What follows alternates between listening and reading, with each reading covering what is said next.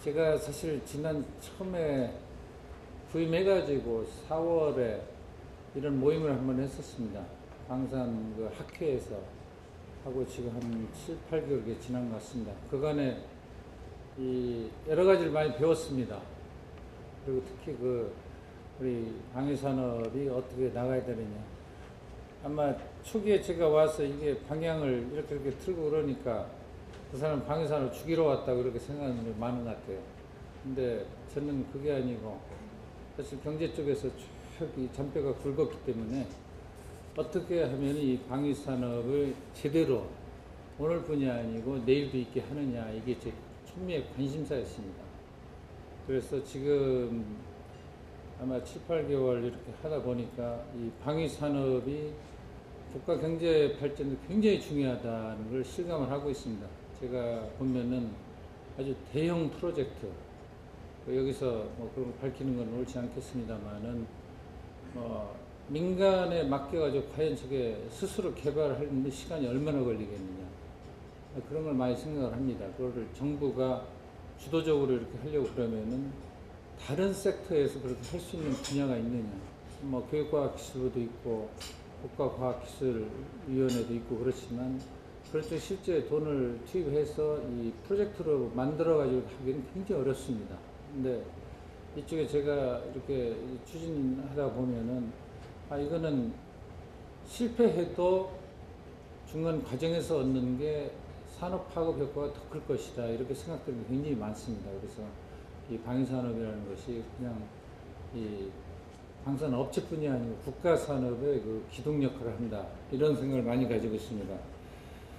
또 사실 우리가 무기를 개발하고 뭐 수도 늘리고 이렇게 하는 것이 어떻게 보면은 저는 굉장히 돈 버는 거나 국가 안보나 전쟁하는 거나 돈 버는 거나 이게 비슷하다, 이게 그런 생각을 많이 합니다. 그러니까 역사적으로 볼 때도 뭐 초기에 뭐 원시 수렵 시대 이런 데 힘쓰는 사람이 최고였지만 지금은 이제 전쟁 환경 NCW 체제로 가니까 이 아주 스마트 무기, 정밀 무기 이런 쪽으로 무기가 발전이 돼야 되고, 그게 이제 국가 안보를 위해서는 그렇게 갈 수밖에 없습니다. 가서 수출을 하려도 마찬가지입니다. 그렇게 명품으로 그렇게 갖춰지지 않으면 팔리지 않아요. 그래서 역시 아주 좋은 무기를 개발하는 거하고 우리 돈 버는 거하고의 일치가 똑같이 된다. 처음에는 안보가 먼저냐 수출이 먼저냐 이렇게 자꾸 논의하던데, 수출이나 안보나 수출이나 똑같은 것이다, 저는 이렇게 생각을 하고 있습니다. 그래서 어떻게 상대국의 환심을 사고 우리 상품 알리고, 또 그게 제대로 되려면은 국가 안보에도 차질이 없는 그런 명품 무기가 돼줘야 된다, 이렇게 생각을 하고 있습니다. 오늘 제가 말씀드리려고 하는 거는 연말이니까 기존 현안 정리도 많이 해야 되겠지만 내년도 있고 내후년 앞으로를 조금 내다보는 이런 시기가 아니냐. 그래서 아마 방위산업의 환경 변화와 우리가 어떻게 정책적으로 대응해야 되겠느냐, 이런 주제를 가지고 좀 말씀을 드릴까 합니다. 지금 세계 경제가 사실 굉장히 어렵습니다. 아마 이 어려움은 시간이 좀 갈 겁니다. 이렇게 됐을 때 과연 우리 방위산업에 미치는 영향은 어떻게 되는지 그거부터 조금 짚어볼 필요가 있다고 봅니다. 아마 세계 경제가 어려워지면은 이 수출 측면에서는 수출 여건은 아마 부정적으로 네거티브하게 영향을 미칠 겁니다.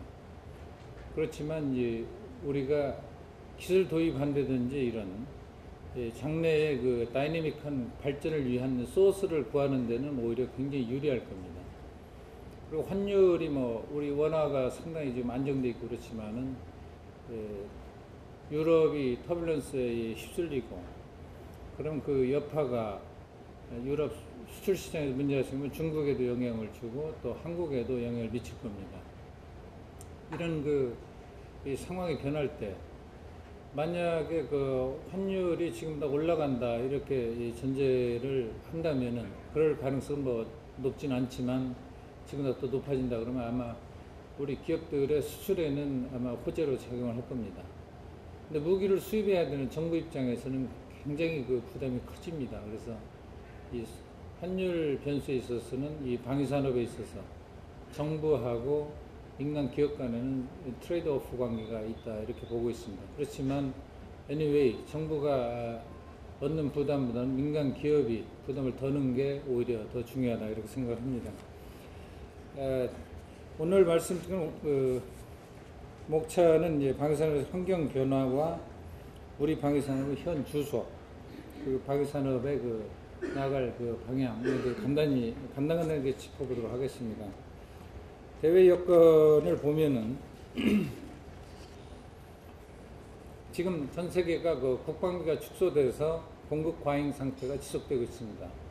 특히 그 냉전 종식 이후에 세계적으로 국방에 대한 이 수요가 줄고 그래서 국방비 예산도 줄었습니다만은 9/11을 계기로 해서 전 세계가 이 국방비에 또 오르는 추세로 이렇게 가고 있었습니다.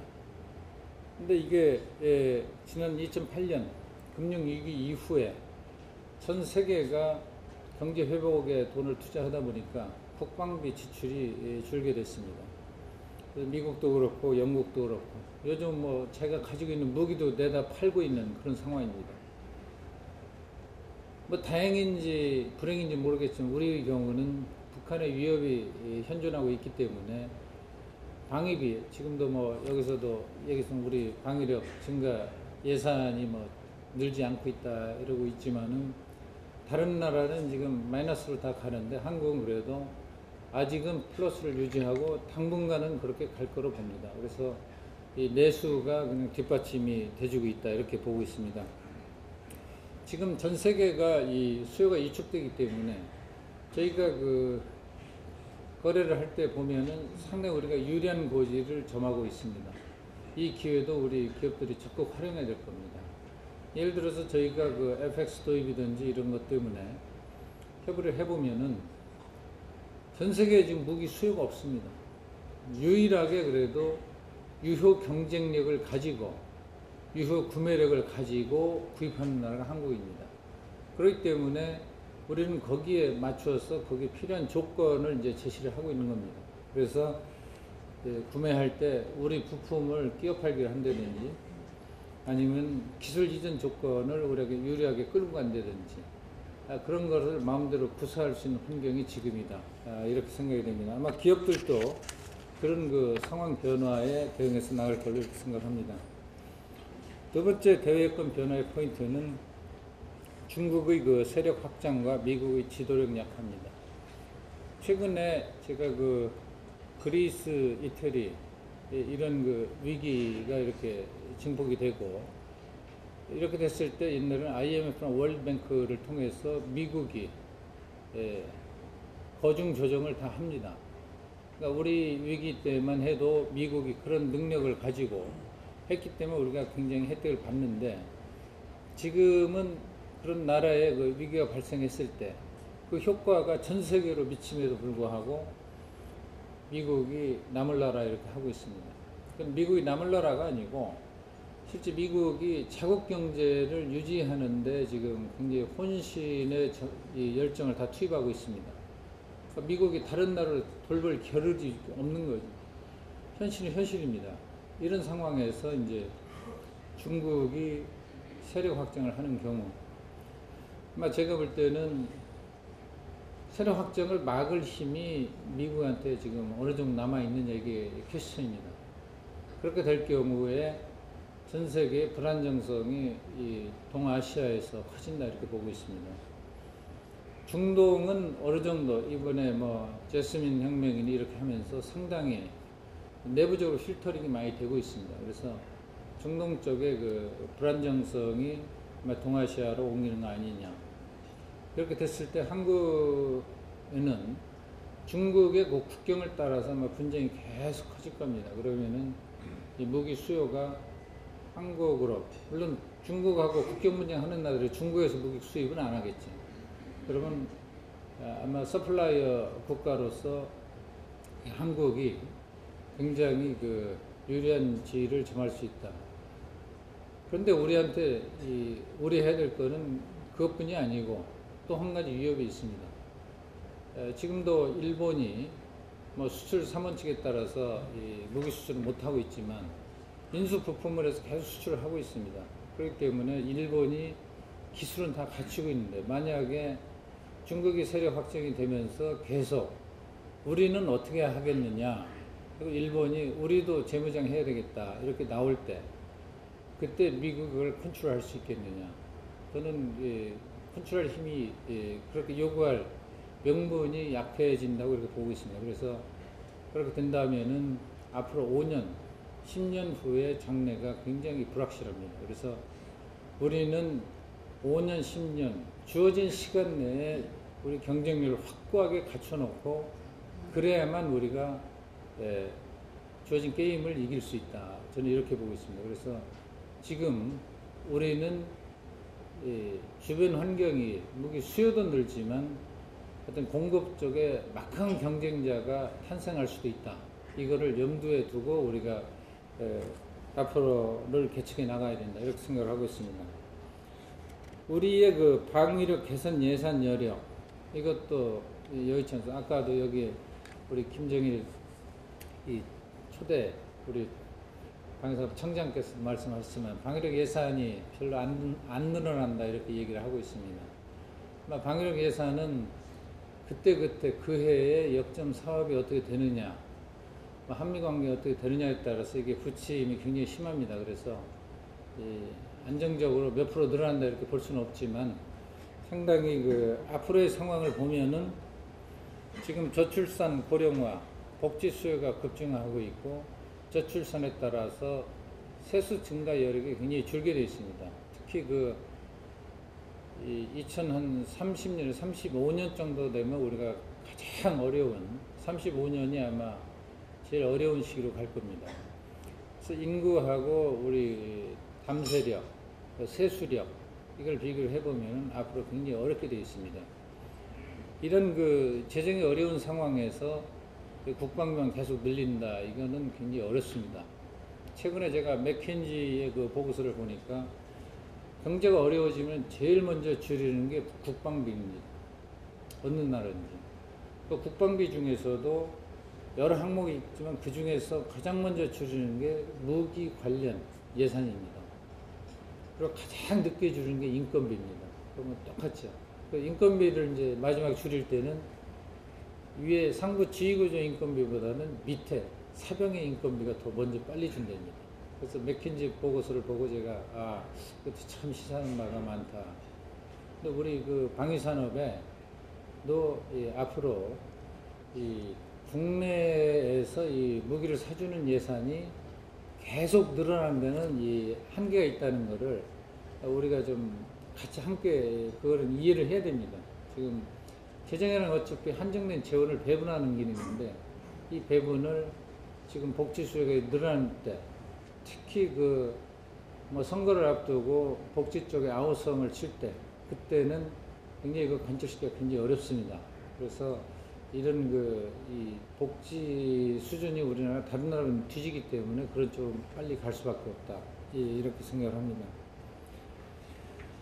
지금까지 뭐 대내 재정 여건을 봤고 또 하나 무기 자체의 여건도 굉장히 변하고 있어요. 뭐 다 아시는 상황이고 스마트화 정보화가 전장의 승패를 좌우하고 재래식 무기 수요는 줄고 무인기 등 최첨단 무기 수요가 늘어난다.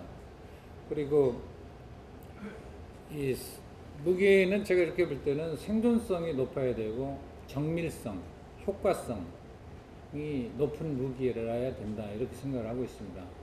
그래서 이제 무기를 생산하는 과정은 효율성이 높아야 되고 에피션시가 높아야 되고 무기 자체는 효과성이 높아야 된다. 이펙티브니스가 높아야 이게 제대로 된 무기라고 볼 수 있다 이렇게 생각을 하고 있습니다. 그래서 사실 제가 이렇게 보면은 이 무기가 어정쩡한 무기 가지고는 어디 가서 팔기가 굉장히 어렵습니다. 그래서 이 생존성, 이 정밀성, 효과성을 갖춘 무기를 우리 산업에서 개발을 해줘야 되고 그렇게 되면은 다른 나라에 가서 이걸 사주시오 얘기할 때 굉장히 우리가 떳떳하게 얘기할 수 있고 그게 바로 우리 이 미래의 우리 방산의 경쟁력을 결정하는 중대 변수다 이렇게 보고 있습니다. 이상 간단히 여건 변화, 환경 변화를 살피고 다음에 우리나라의 방위산업 현주소에 대해서 간단히 보도록 하겠습니다.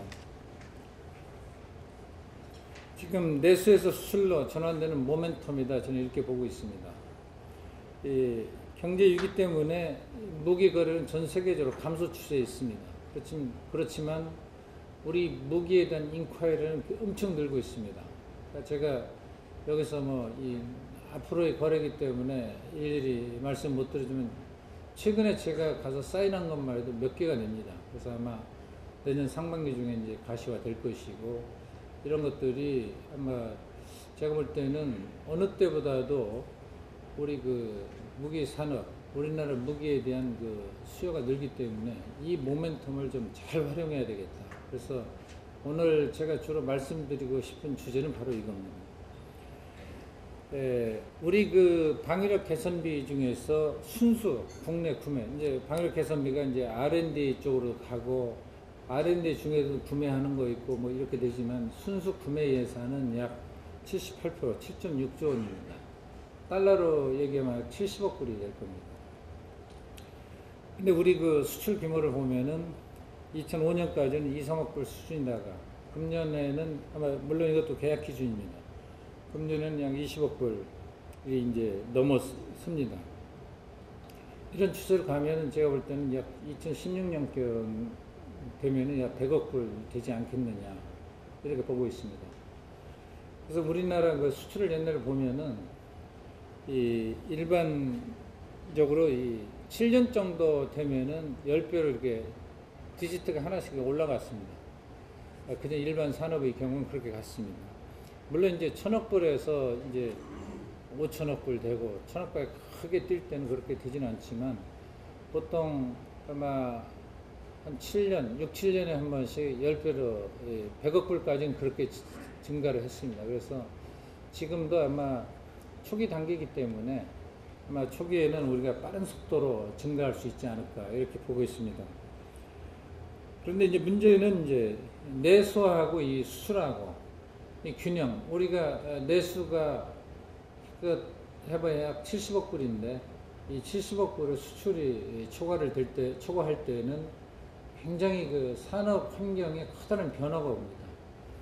그래서 이 산업 정책이 시장 상황에 맞게 정책이 변화하지 않으면 여름에 겨울옷 입는 것처럼 이게 산업이 제대로 발전할 수가 없습니다. 그리고 이제 이런 상황에 맞게 정책도 변해야 되고 우리 기업들의 기업하는 의지도 바뀌어야 됩니다. 방향도 바뀌어야 되고. 그래서 옛날에 저희가 일반 산업 정책을 할 때 제가 생각하는 86년부터 어떤 수익 자유화, 개방화, 자율화 이 정책을 88 올림픽 전에 2, 3년 동안 엄청 세게 했습니다. 그때 당시는 항상 산업 보면은 가전하면 3사, 조선노 4사, 자동차 4사 이렇게 무슨 산업하면 몇 개사 이렇게 돼 있었습니다. 그런데 지금은 그럼 몇 개사 이런 얘기가 없죠. 방산만 있으면 방산 92개사, 94개사. 이게 바뀌어야 됩니다. 그래서 그때 당시에 가전하면은 3사가 고착화되어 있었는데 치열한 경쟁을 해서 한 개 회사는 이제 물러섰습니다. 그렇지만 나머지 2개 회사가 열심히 수출하고 경쟁력을 갖고 와서 전 세계 시장에서 차지하는 점유율은 오히려 더 높아졌습니다. 그래서 이 방위산업도 안에만 이 고착화돼서는 안 된다 이렇게 생각이 듭니다. 그래서 이런 상황이 변화될 때는 방위산업의 경우도 이 상황 변화에 맞게 제때 옷을 갈아입지 않으면은 나중에 굉장히 경쟁력도 약해지고 체력 소모만 생긴다 이렇게 보고 있습니다. 그래서 이런 상황 변화에 맞게 바뀌어져야 된다 이렇게 생각합니다. 그래서 제가 볼 때는 시장을 지금 좁은 시장에서 넓은 시장으로 정책 패러다임이 바뀌어져야 된다 이렇게 생각하고 있습니다.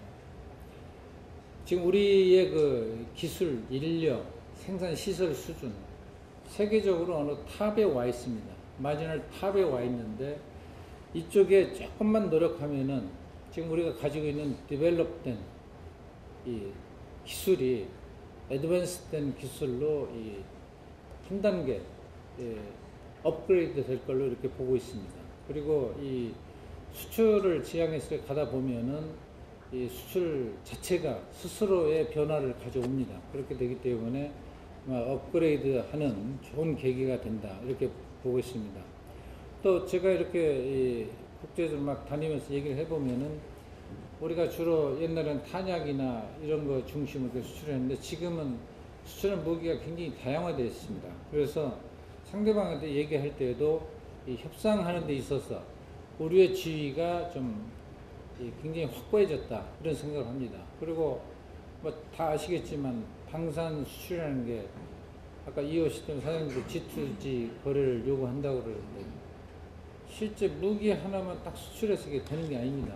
그러니까 무기를 쓰는 사람의 스킬을 어떻게 바꾸고 다루는 사람 트레이닝이 전제되어야 되기 때문에 그러니까 방위사업청 역할이 무기의 거래 실체는 기업이 하더라도 실제 그거를 운영하는 그 스킬을 가르치고 트레이닝 해주고 사람을 갖다 이렇게 빌드업 하는 이런 투자는 우리가 정부가 일부 분담해서 해주냐는 이 수출로 연결이 안 됩니다. 물론 이제 단품 수지라고 그렇게 안 되겠지만 대부분의 보면 제가 가보면은 업체가 해놓은 거 뒤에 가서 뒷마무리 하려면은 처음에 이니셜 스테이지에서 정부에 나가서 길을 뚫어줘야 되고 나중에 마지막 뒷마무리는 또 정부가 가서 이렇게 해줘야 됩니다. 그래서 이런 게 잘 될 수 있는 여건을 갖추고 있는 나라도 한국입니다. 그래서 이 실체적인 경쟁력도 우수하지만 무기의 경쟁력이 우수하고 또한 이런 주변에서 도와줄 수 있는 퍼실리티를 가동할 수 있는 능력이 한국에 훨씬 우위에 있습니다. 제가 그래서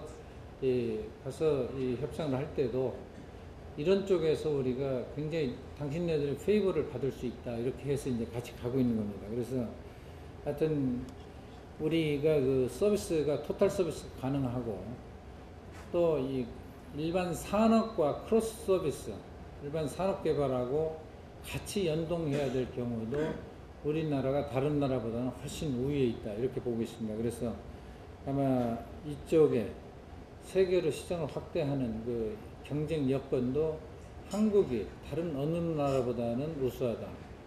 사실 뭐 이태리 M346하고 T50하고 우리 경쟁을 합니다만은 지금 뭐 아마 경쟁에 있어서 아마 둘이 같이 제가 가서 그런 비행기하고 T50을 같은 반열에 놓고 얘기하는 것 자체가 기분 나쁘다. 저는 이렇게 얘기합니다. 사실 정부가 그런 그 대량 무기 수출하고 그러려면 프로젝트 파이낸싱 해야 되는데 정부 자체가 저렇게 레이팅이 저렇게 형편없이 다운되고 이랬을 때는 프로젝트 파이낸싱 자체가 불가능합니다. 이 파이낸싱을 담당해보지 않은 사람은 모르지만 저게 그 파급 효과가 상상외로 크게 몰아칩니다. 지금 이태리 같은 경우 뭐 다른 나라 우리가 뭐 이상하게 삐져나지 않고 얘기하는 그런 정도 국가 관리해가지고는 무기 수출 못합니다. 제가 볼 때는. 그래서 요즘은 뭐 당당하게 얘기를 하기 때문에 아마 경쟁력에 있어서는 우리가 다른 나라의 추종을 불허한다. 아마 국가 재정이 이만큼 튼튼하게 갖고 오고 그래서 아마 그것도 무기 거래하는데 상당한 플러스 요인으로 작용한다. 이렇게 생각합니다. 또 우리가 이제 IT가 발전됐기 때문에 유도목이나 지휘 정찰, 감시 이런 쪽도 이제 상당히 발전할 여력이 있다. 아직은 좀 약합니다. 특히 그 IT는 발전되어 있지만 이 옵틱 분야가 상당히 약해가지고 옵틱 기술 쪽으로 좀 개발이 되면은 우리 기술 시너지 효과가 굉장히 커질 것이다. 이렇게 보고 있습니다. 근데 우리 이러한 그 상황 변화에 비해서 우리 그 정책이 굉장히 과거에 스티킹이 되어 있습니다. 그래서 이 시장도 이 내수시장 위주로 다 지금 정책 패러다임이 이렇게 되어 있기 때문에 이쪽의 변화는 지금 저희가 많이 이렇게 변하고 있습니다만은 앞으로 방산물자 업체 지정 제도, 원가 실비 보상 제도, 수의계약을 경쟁계약으로 전환하는 문제, R&D 시스템도 이제 ADD가 독점으로 되고 있는데 이 독점이기 때문에 ADD 수준이 우리 그 방위산업의 수준을 결정하는 이렇게 돼 버렸습니다. 그래서 이쪽도 이렇게 다차원적으로 그 다양화하고 오픈시켜야 된다 이렇게 보고 있습니다. 또 이 상품이 T50 하면 모델 하나 이렇게 하는데 그거를 좀 다변화시켜야 된다. 그래서 상대국의 기후, 뭐 전쟁 여건에 따라서 다양하게 구사할 수 있게 소프트웨어 자체가 그렇게 개발이 되는데 소프트웨어를 미국에 의존되어 있고 이런 상황에서는 개발을 할 수가 없습니다. 그래서 소프트웨어는 다양한 환경을 다 집어넣어 놓고 그쪽 요구에 따라서 수요자의 요구에 따라서 거기에 필요한 기기를 부착해서 부가가치를 높여가도록 이렇게 옵션부 상품으로 개발이 많이 돼줘야 된다 이렇게 보고 있습니다. 또 앞으로 규격이나 ROC 지금은 ROC를 정부가 이렇게 딱 규정해가지고 이렇게 맞추고 있지만 이 타이탄 규제도 좀 플렉시블하게 이게 바꿔가야 된다 이렇게 생각을 하고 있습니다. 이 수입 창고도 사실 무기 수입하면은 정부가 일원화되어 있는데 이것도 앞으로는 꼭 일원화시킬 필요는 없다. 우리 업체가 필요한 관련 업체가 외국에 내가 생산하는 프로덕트 라인에 없으면은 그 관련 상품을 수입해서 국내 공급도 하고 그 과정에서 업체가 기술 습득하도록 이렇게 하는 이런 제도도 좀 다변화시켜야 된다 이렇게 보고 있습니다. 그래서 특히 그 소프트웨어 분야가 굉장히 취약한데 이 분야를 앞으로 어떻게 개척하느냐에 따라서 수출할 때는 결국에는 소프트웨어 성능 개발할 때 개발하면서 한번 또 수출하고 이렇게 계속 가져야 됩니다. 그래서 이 소프트웨어가 다른 나라 의존적인 소프트웨어 가지고는 수출 구조로서는 경쟁력이 없다 이렇게 보고 있습니다. 또 하나 그 우리 문제는 이제 R&D 투자의 낮은 수익률 이게 큰 문제입니다. 물론 이제 R&D 투자 수익률이 높아지려면은 R&D 분야가 적고 연구 인력이 적게 들어가고 이러면 되지만 사실 무기 개발은 이게 한 분야의 전문가가 있어가지고 되는 게 아니고 매트리스적으로 모든 그 연구하는 리서처가 있어야 되기 때문에 이 연구 인력이 다량 소요됩니다. 그렇기 때문에 이제 경쟁력이 약한데 사실 그 반면에 매출 규모는 적고 연차별로 어떤 걸 해야 되는지 매출 예측하기가 어렵습니다. 정부의 그 재정에 의존하고 있기 때문에 예측 가능성이 낮고 그러니까 또 투자하기도 어렵고 이 사실 그 불안정성이 이 무기 산업, 방위 산업에 내재 있는 게 사실입니다.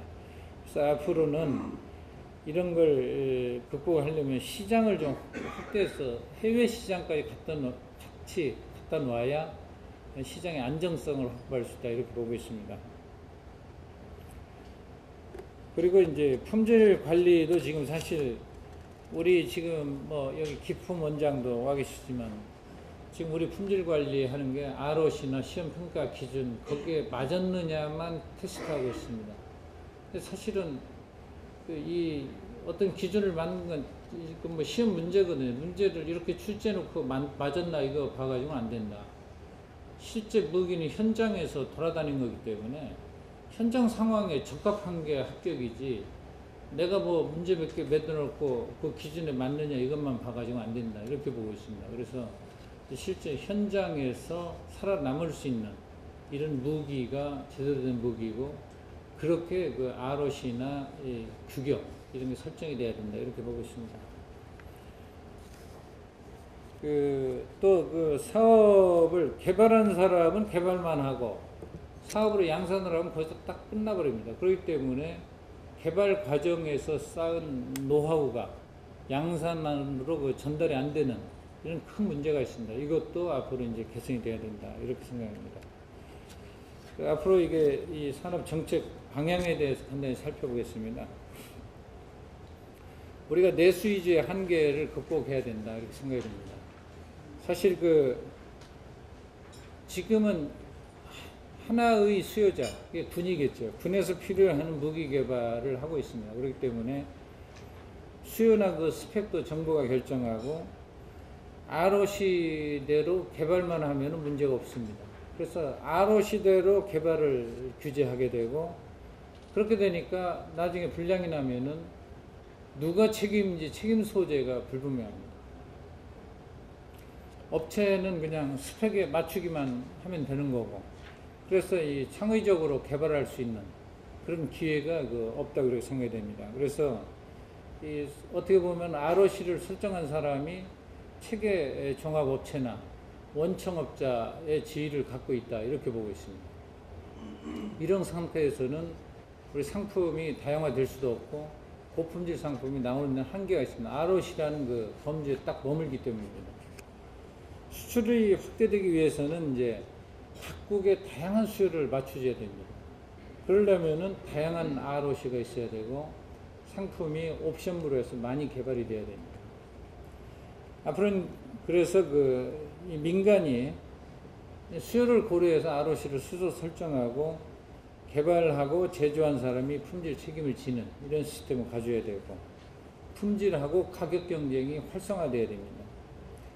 정부가 필요할 때는, 우리의 경우는 특수한 스펙이 필요하다 할 때는 특수 스펙을 오더를 하고, 거기에 따라 민간이 특수 스펙을 제작을 해주면은 특수 스펙 개발에 따른 비용만 정부가 추가적으로 지불할 수 있게, 이런 시스템이 돼야 될 겁니다. 특히 이제 ROC 설정의 경우도 제가 이 무기 개발을 해보면은 이 문제가, 이 초기에 신규로 개발할 때는 ROC가 어떤 수준이 적정한지 이걸 누구도 모릅니다. 그러니까 맨 땅에 헤딩하는 거기 때문에 이때 ROC를 어떤 스케일에서 얼마 이상 딱 그렇게 해놓으면은 우리 기업이 그걸 개발할 수 있는 능력이 있느냐, 그거는 모르고 외국 기준만 갖다가 그냥 강요하는 겁니다. 그래서 제가 지금 생각하고 있는 거는, 이미 개발된 무기의 성능 개량은 이 스케일형으로 해서 ROC를 딱 지정하는 게 좋지만, 그래서 이제 성능 개발을 확실하게 유도한다, 이런 목적이 분명히 방향성이 나타날 수 있습니다. 그렇지만 신규로 개발할 때는 ROC를 조금 이 밴드를 줘가지고 어디에서 얼마 이렇게 좀 해가지고 약간 여유를 부여를 해야 된다. 그래서 기업이 최대한 노력을 해서 이 정도 달성했다면 그게 우리의 기술 수준이 거기에서 출발이 돼줘야 됩니다. 그래서 초기 개발할 때는 ROC를 좀 밴드형으로 좀 이렇게 해야 된다. 그래서 일단 개발이 되면은 뭐 쓸 수 없는 무기 같으면은 그거는 폐기 처분해야 되지만, 어느 정도 된다면 그걸 베이스로 해서 우리가 진화적 개발로 나가줘야 된다. 그래서 성능 개발을 자주 하게 이끌어줘야지, 처음에 스케일로 해가지고 ROC만 높여놔가지고 거기서 불량이 나오고 이렇게 해서는 안 된다. 저는 이렇게 생각합니다. 그래서 앞으로 수출을 하려면은 ROC도 업체가 ROC 설정할 능력을 갖출 수 있게 하기 위해서는 지금 정부에서 설정한 ROC도 지금 플렉스블하게 우선 가주는 단계적 조치가 필요하다, 이렇게 생각을 합니다. 또 넓은 시장 정책으로 이제 기조를 전환을 해야 되는데, 우리 가서 보면은 제가 한국 무기에 대해서는 품질은 굉장히 좋은데 가격이 너무 높다. 이게 현재 가보면 다 그렇게 얘기합니다. 대사관에 근무하는 사람들도 그렇게 얘기를 하고, 그쪽 현지는 당연히 뭐 싸게 살려고 그러니까 그 얘기는 뭐 상대 국가는 당연히 비싸다는 얘기를 하겠죠. 그래서 이 경쟁 촉진을 통해서 가격 경쟁을 확보하는 거, 이게 굉장히 중요합니다. 지금 어차피 국제 시장을 무대로 뛰려고 그러면 가격이 경쟁력을 뒷받침해 줘야 되기 때문에 가격 경쟁을 국내적으로 먼저 강화시키는 게 굉장히 중요하다, 이렇게 봅니다. 그리고 정부 차원에서의 방산 수출 브리징 역할을 굉장히 강화를 해야 된다. 제가 한 7, 8개월 동안에 많이 다녔습니다. 짧게 가서 이렇게 양자간 방산협력위원회 이쪽도 했습니다만, 지난번에 인도도 그렇고 인도네시아, 인도 가보니까 우리 방산기업들이, 인도가 이 문턱이 굉장히 높아요. 그래서 절대 정부 측하고 얘기를 하나도 못 해봤더라고요. 그래서 우리 업체들 제품도 소개하고, 그래서 인도 쪽에서 굉장히 관심을 불러일으키고, 그 후에 이제 아마 우리 업체하고 이제 커넥션이 되는 데가 지금 몇 군데 이렇게 생겨나고 있습니다. 근데 이 방산협력위원회가 상당히 중요한 것 같아요. 이쪽은 다른 분야하고 달리 이 방위산업 민간하고 달리 민간 일반 이 민수용품의 경우는 그냥 일반 커머디티 그냥 전시회 가서 뭐 기념을 해도 되는데 이쪽은 수요자가 상대국 정부이기 때문에 우리 정부에서 적극 나서주고 이렇게 하지 않으면 안 됩니다. 그래서 우리 방진의 유호식 부회장도 오셨지만은 앞으로 방진에서 그런 역할을 좀 많이 해주는 게 굉장히 중요하다. 인도 갔을 때도 방진회에서 이렇게 해가지고 그쪽 호응이 굉장히 좋았고 그 후에 이제 결실이 서서히 맺어지는 것 같습니다. 그래서 앞으로 그런 역할은 굉장히 강화해야 되고 하여튼 양국 간의 그 방산 업체 간의 그 협력 회의 있을 때는 우리 업체들도 가서 설명하는 자료 이런 것도 깔끔하게 해가지고 하여튼 알릴 수 있는 기회를 그때를 최대한 활용해야 된다 이렇게 생각이 듭니다. 우리 브리징 역할 할 때 한국이 굉장히 차별성 있는 거 이거는 뭐 정부에서 눈을 부릅뜨고 이렇게 하기 때문에 이쪽에 대해서는 걱정하지 않으셔도 아마 다른 나라보다는 지원 여력이 훨씬 한국이 실제 지원 여력뿐이 능력하고 실제 그 마음의 준비 이게 같이 돼 있습니다. 그래서 이쪽은 우리가 다른 나라는 차별성이 굉장히 강조가 되고 또 문제가 있으면은 지금 뭐 터키하고 하는데 문제 이런 것들 정부가 적극 나서 다 해결을 하고 있습니다. 그래서 필요할 때는 우리 방위사업청에서도 그쪽에 인력을 파견해서 상주시키면서까지 이렇게 해결을 하고 시키고 있습니다. 그래서 정부에서 이 방산 수출에 어떤 장애가 되는 요인은 뭐 적극적으로 다 해소해 나가고 있으니까 아마 기업들도 이걸 더 활용을 해주셨으면 좋겠습니다. 아마 경쟁 촉진 시책의 확대 운영도 굉장히 중요하다고 봅니다. 아마 이 방위사업청에서 하고 있는 시책의 내용은 대체로 다 알려져 있을 겁니다. 그리고 앞으로 아마 이 12월 중에 발표되는 게 지금 작업을 쭉 한 것들이 12월에 주로 이제 많이 나올 겁니다. 그래서 뭐 많이 알려지긴 했습니다만은 아마 경쟁 촉진 시책의 그 변화 내용들 한번 숙지를 하시고 이거는 결국에는 우리 그 기업의 그 경쟁력을 높이기 위해서 하는 제도들입니다. 그래서 이런 정책을 잘 활용해서 경쟁력 같이 갖고 나가는 데 기여를 했으면 좋겠습니다. 특히 이제 방산물점 업체 지정 제도 우선 일물자 다업체 지정 확대하고 품목 간에 너무 조그맣게 이렇게 규정이 되어 있습니다. 이런 것도 아마 품목 간의 칸막이를 어느 정도 가능할 수 있는 범위에서는 좀 제거를 하고 좀 지정 제도는 좀 전략물자에 한해서 좀 운영이 되도록 이렇게 유도를 해 나가려고 합니다.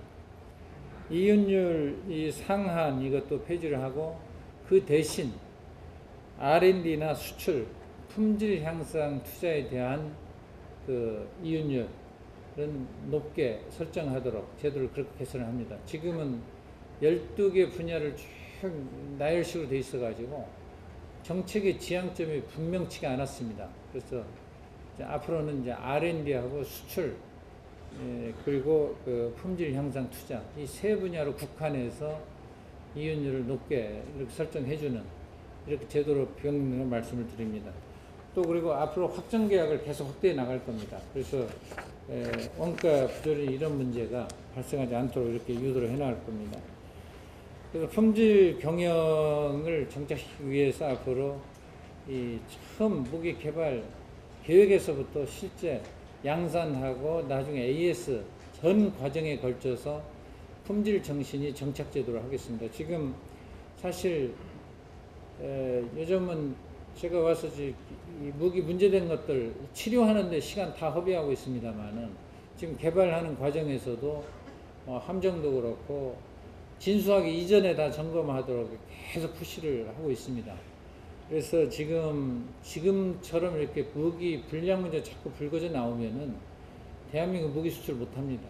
국제적 신뢰도에 금이 가가지고 도저히 안 됩니다. 그래서 그 무기뿐만이 아니고 방위산업 전체에 대한 불명예 처분이기 때문에 이거는 품질 불량은 안 된다.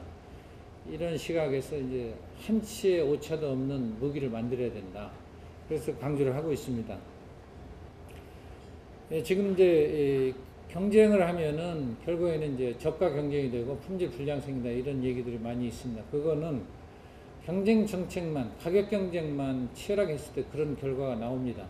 그래서 항상 그 경쟁의 전제 조건은 품질에 대한 가이드라인을 사전적으로 설정해 놓고 경쟁을 시키는 겁니다. 그래서 앞으로 방위사업청은 이 사전적인 그 가이드라인 설정, 품질 기준 설정을 해 나갈 겁니다. 그리고 개발하고 양산할 때 품질 관리에 관한 노하우를 서로 전수를 하게 하고, 특히 앞으로는 이제 야전 시험 평가, 이거를 필드 테스트를 굉장히 강화할 겁니다. 지금 이번에 K11 국갑소총의 경우도 뭐 폭발한 것이 그 필드 테스트 과정에서 나타났습니다. 사실 뭐 폭발 자체로 보면은 문제가 될 수 있지만 제가 보기에는 천만다행이라고 생각합니다. 만약에 이런 원인 교명이 제대로 안 되고 그게 군에 보급이 되고 수출이 돼서 이런 문제가 생기면은 회복할 수 없는 치명타라 이렇게 생각을 하고 있습니다. 그래서 국방부 조사본부에도 하여튼 기본 설계에서부터 탄약 문제 이렇게까지 전부를 다 다시 봐라. 그냥 이 충격이 커서 그런 건지 뭔지 하여튼 기본 설계를 전체를 다 뜯어보도록 그렇게 계속 주문을 하고 있습니다. 그래서 모든 무기를 시험평가를 실내에서만 하는 것까지는 안 되고 실제 땅에서 뒹굴고 뭐 사용하면서 흙 묻고 먼지 묻은 데서도 제대로 작동하는 무기라야 된다 이렇게 생각을 하고 있습니다. 그래서 앞으로는 어떤 필드 테스트 기간을 시간이 허락하는 범위 내에서는 최대한 이게 하도록 이렇게 유도를 해나가려고 합니다. 투명하고 공정한 거래 질서 정착, 이 얘기도 많이 들으셨을 겁니다. 앞으로는 이제 업체 선정 과정을 투명화하고 이쪽에 아마 우리 역량을 최대한 집중해 나가려고 합니다. 그래서 공정성, 객관성 문제가 불거지지 않도록 하고, 경쟁을 통해서 핵심 기술이 확보되도록 유도해 나가겠습니다. 또한 불필요한 관행이나 업무 절차 간소화, 지금 이쪽 와보니까 실제 문제가 제도의 공정화, 제도를 개선도 중요하지만 중요한 건 제도를 운영하는 건 사람입니다. 그래서 방위사업청 직원의 멘탈리티 바꾸는 거, 이게 아주 중점 과제로 추진하고 있습니다. 그래서 운영하는 사람들이 공정하지 못하고 이렇게 되면 안 되기 때문에 행태, 관행 개선을 더 중점을 두고 있습니다. 아마 지금 방위사업청 직원들이 제가 변화되는 모습은 지금 느끼고 있습니다. 그래서 아마 이런 과정을 좀 거치면은 아주 새로이 한 단계 레벨업된 그런 방위사업청으로 다시 태어날 그렇게 보고 있습니다. 이 부정당 업체 제재에 대해서는 철저하게 해나갈 겁니다. 지금 부정당 업체 제재와 관련된 각종 기준 정비하고 이게 목화 이제 거의 완료 단계에 와 있습니다. 그래서 이런 거는 부정당 업체 제재를 안 하고 정당하지 않은 활동을 자꾸 인정을 해주기 때문에 하여튼 부당이 또 부당을 낳고 이런 아주 못된 관행이 있습니다. 그래서 이 관행은 철저하게 뿌리 뽑도록 이렇게 해나갈 겁니다. 방산 수출 지원 체제를 강화해 나가겠습니다. 앞으로 상대국에 지금 방산 수출을 하다 보면 주로 이제 선진국 수출이 개도국 수출인데, 개도국의 발전 수준, 특히 기술 수준이나 자기네 국가의 산업 인프라 수준, 이 발전 단계가 굉장히 차이가 많습니다. 그래서 발전 단계에 맞는 맞춤형으로 가져야 된다. 그래서 상대방의 마음을 읽어가지고 먼저 거기에 맞는 전략을 제시해줘야 우리 상품이 수출될 수 있다 이렇게 보고 있습니다. 그래서 앞으로는 이제 무기 완제품 수출도 중요하지만 무기 수출을 많이 하는 나라로 찍히는 것도 오인입니다. 그것도 좋지는 않습니다. 그래서 앞으로는 이제 부품 수출이 많이 되도록 이렇게 한쪽으로 유도를 해나가겠다 이렇게 생각하고 있습니다. 수출 관련 제도나 절차도 우리가 수출이 늘어남에 따라서 이 공정화해야 됩니다. 그래서 기술 이전이나 기술 도용 이런 문제 철저히 대응하고, 보조금 지급도 드러나지 않게, 물론 이제 방산에 대한 보조금은 WTO 보조금 규정에 예외로 되어 있습니다만은 그것도 이제 보조금이 많다 이렇게 하면 그것도 문제가 될 수가 있습니다. 그래서 앞으로는 이런 국제 규율에 어긋나지 않도록 하고, MTCR이나 EL 발급 이런 그 규제 이것도 철저하게 준수해 나가야 됩니다. 또는 국산화율 제고를 하는 게 굉장히 중요합니다. 그래서 이 국산화하지 않으면 우리가 뭐 수출해도 그 수출 그 세일즈 에이전트에 불과합니다. 그렇게 해서는 우리 국내에 떨어지는 부가가치도 없고 그거는 의미 없는 수출이라고 봅니다. 그래서 우리가 이 국산화율을 높이는 이게 하나의 정책의 커다란 목표인데 이 국산화율이 뭐 언론에서도 많이 나오고 있으면 지금 국산화를 그렇게 간단치가 않습니다. 조금 이 국산화 과정에는 거기 진흙탕도 있고 굉장히 어려운 고비를 넘어야 되는데 그거를 그 하루아침에 안 된다고 하지 말고 이 정도 했다. 아, 이것까지 달성을 했다. 이렇게 좀 자꾸 인커리지를 시켜줘야 국산화가 됩니다. 그래서 이 진화적인 개발이 될 수 있게 좀 언론에 좀 협조를 위해서 구합니다. 또 하나는 이 무기 체계가 지금 소프트웨어 비중이 굉장히 늘어나고 있고 수출을 하면은 자주 바꿀 수 있는 게 소프트웨어입니다. 소프트웨어 바꿀 때마다 한번 또 되수출하는 거랑 똑같습니다. 그래서 이 불행히도 이 소프트웨어 업체들하고 제가 간담을 하고 얘기를 나눠보면은 이 무기 체계 관련 소프트웨어 개발이 늦어지는 이유가 할 수 없는 이유가 이게 너무 그 무기의 운영 체제나 시스템 기능 이런 거에 대해서 비밀로 돼 있어가지고 물론 여기 방산업 종사자들은 알겠지만은 소프트웨어 업체들은 이 어떻게 작동하는지 몰라서 개발을 못한다는 게 이게 주된 이 불만의 요지입니다. 그래서 앞으로는 저희가 그 IPT에서 어떤 무기체계 개발할 때 소프트웨어를 국산화해야 될 분야를 지정을 해가지고 그쪽은 분리발주를 하든지 그래서 IPT 단계에서부터 우리 사업 구상 단계에서 소프트웨어를 국산화하는 이런 쪽으로 끌고 가야 된다고 이렇게 생각을 합니다. 그래서 저희 방위사업청은 이번에 현역들, 대위들 그 획득직 모집하면서 소프트웨어 또는 이제 컴퓨터 관련 학과 중심으로 좀 사람을 보내달라 해가지고 지금 기존의 인력이 주로 미케닉 위주로 되어 있습니다. 그래서 아무리 이런 게 중요하다고 해도 평소에 경험하고 본 것이 미케닉 위주로 되어 있어가지고 소프트웨어화가 안 되고 있습니다. 그래서 이 인력을 지금 대전환을 지금 시도를 하고 있습니다.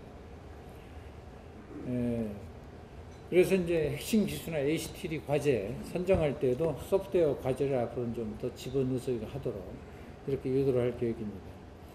아까 ROC 유연화나 뭐 옵션 상품 개발 이거는 말씀을 드렸습니다.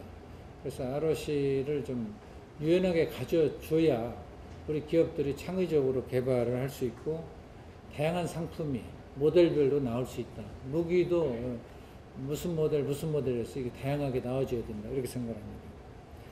또 바잉 파워를 활용해서 해외 방산업체에 한국 부품 탑재 유도하는 거. 이거는 뭐 제가 우리가 대형 구매 사업들이 많기 때문에 이거는 공개적으로 천명해서 나가고 있습니다.